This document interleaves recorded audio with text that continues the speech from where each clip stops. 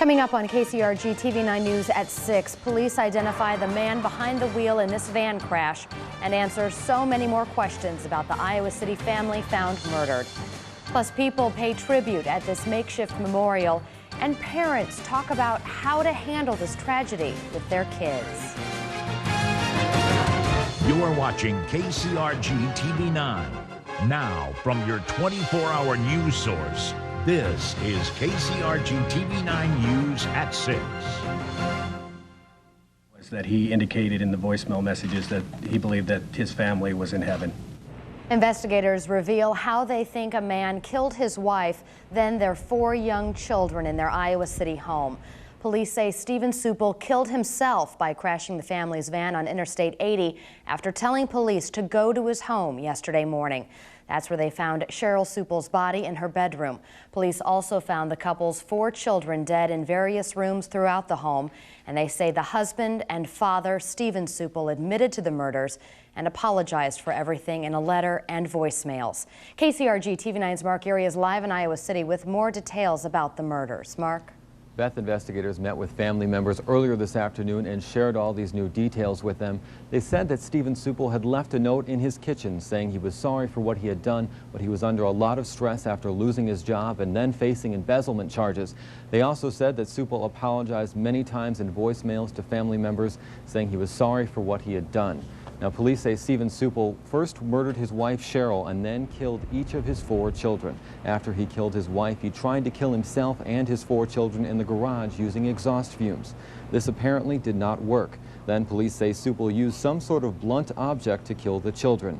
Police found a pair of baseball bats, but aren't sure if they were the murder weapons. Next, Sueppel jumped into the Iowa River near Iowa City's Lower City Park and tried to drown himself.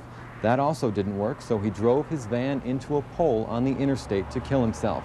Many people are wondering why Sueppel did all this, but that's a question police may never be able to answer.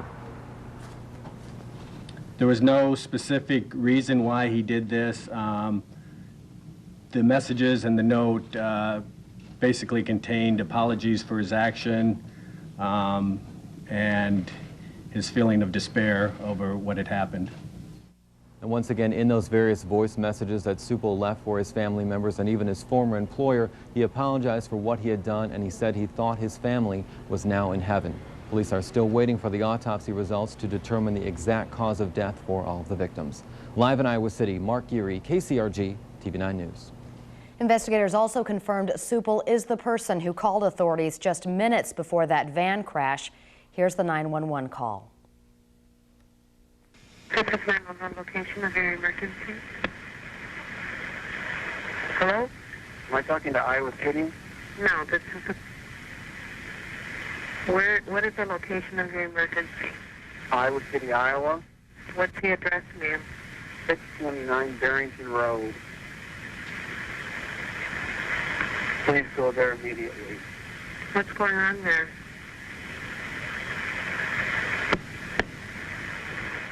Police say that was the voice of Stephen Sueppel when he called 911 before crashing his minivan on I-80, killing himself.